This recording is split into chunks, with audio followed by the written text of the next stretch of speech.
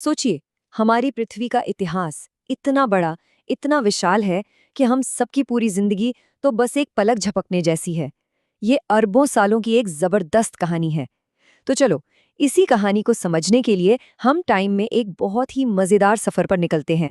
4.5 अरब साल। जरा सोचिए इस नंबर के बारे में। मतलब 4.5 बिलियन साल। यही हमारी पृथ्वी की उम्र मानी जाती है। ये इतना बड़ा टाइम स्पैन है ना कि हमारा दिमाग इसे ठीक से इमेजिन भी नहीं कर सकता। तो सवाल ये है कि इतने बड़े टाइमलाइन में हमारी कहानी शुरू कहाँ से होती है? इसको समझने के लिए हम कुछ अलग करेंगे। हम कहानी को उल्टा देखेंगे। मतलब आज से शुरू करेंगे और फिर टाइम में पीछे और पीछे और पीछे जाते जाएंगे, ये देखने के लिए कि हम आज यहाँ तक पहुँचे कैसे। तो तैयार हो जाइए टाइम की इस पहेली को सुलझाने के लिए। तो हमारे इस सफर का पहला स्टॉप है सबसे नया महाकल्प, मतलब वो जमाना जिसमें हम आज जी रहे हैं। इसे कहते हैं स्तनधारियों का युग, या साइंटिफिक भाषा में सेनोजोइक महाकल्प। हाँ, तो ये जो हमारा जमाना है सीनोजोइक, ये शुरू हुआ था करीब 6.5 करोड़ साल पहले। पता है कब? ठीक तब जब एक बहुत बड़ी तबाही ने डायनासोर को खत्म कर दिया था। इस दौर को नया जीवन भी कहते हैं। और क्यों कहते हैं? क्योंकि इसी टाइम में मैमल्स यानी स्तनधारी जानवरों का विकास हुआ और उन्होंने ही धरती पर अपना राज कायम किया। और ये महाकल्प आज भी चल रहा है। समझिए कि ये पृथ्वी के इतिहास की किताब का सबसे लेटेस्ट चैप्टर है। तो कहानी शुरू होती है छोटे छोटे मैमल्स से, जैसे चूहे, जो डायनासोर के जाने के बाद दुनिया में फैल गए। फिर करोड़ों साल बीते और धरती पर फूल वाले पौधे और नए नए पेड़ उगने लगे। फिर करीब 20 से 50 लाख साल पहले हमारे सबसे शुरुआती पूर्वज सामने आए। और फिर इस पूरे लंबे सफर के एकदम आखिर में आए हम, आधुनिक इंसान। तो मतलब समझ रहे हैं, अगर ये पूरा 6.5 करोड़ साल का जमाना एक किताब है, तो हम इंसानों की कहानी तो उसके आखिरी पन्ने के आखिरी पैराग्राफ में कहीं आती है। हम इस कहानी में बहुत बहुत नए हैं। चलो अब टाइम मशीन को और पीछे ले चलते हैं, सेनोजोइक से भी पहले। अब हम एक ऐसी दुनिया में जा रहे हैं जहां इंसान तो क्या, उनका कोई नामो निशान भी नहीं था। ये दुनिया थी विशालकाय जीवों की। और हम पहुंच गए हैं मेसोजोइक महाकल्प में। हाँ, वही जिसे हम सब डायनासोर का युग कहते हैं। ये जमाना करीब 18 करोड़ साल तक चला।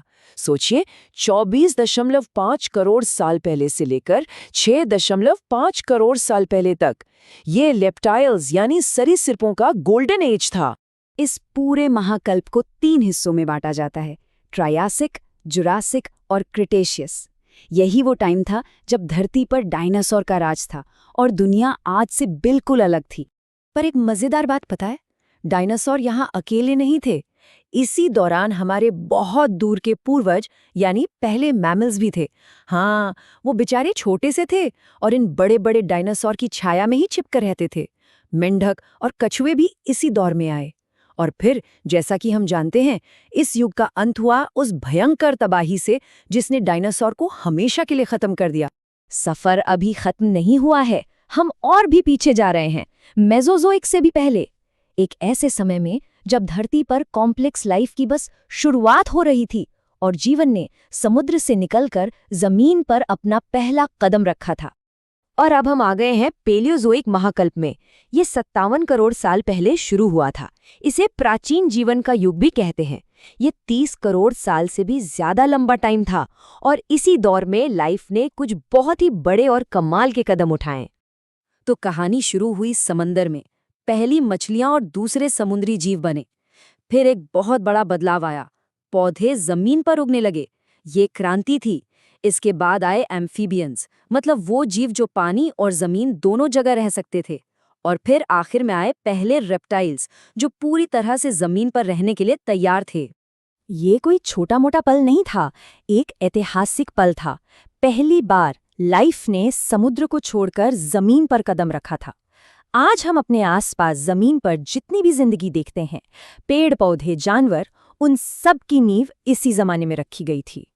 ओके, अब हम अपने सफर के आखिरी और सबसे सबसे लंबे स्टॉप पर हैं। हम टाइम में इतना पीछे जा रहे हैं कि उस वक्त की पृथ्वी को पहचानना भी मुश्किल है। ये पृथ्वी के इतिहास का सबसे लंबा चैप्टर है। इसका नाम है प्री कैम्ब्रियन महाकल्प।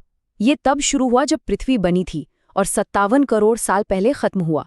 इसको ऐसे समझिए, पृथ्वी के पूरे इतिहास का लगभग 88% टाइम इसी एक महाकल्प का है। मतलब ज्यादातर कहानी तो बस इसी एक चैप्टर में है। इस बेहिसाब लंबे समय में क्या हुआ?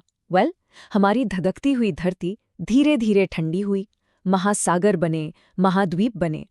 उस वक्त के माहौल में ऑक्सीजन नहीं थी, सांस लेना नामुमकिन था। जिंदगी की शुरुआत हुई बहुत ही सिंपल तरीके से, सिर्फ एक सेल वाले बैक्टीरिया से। फिर अरबों साल बाद एक क्रांति आई।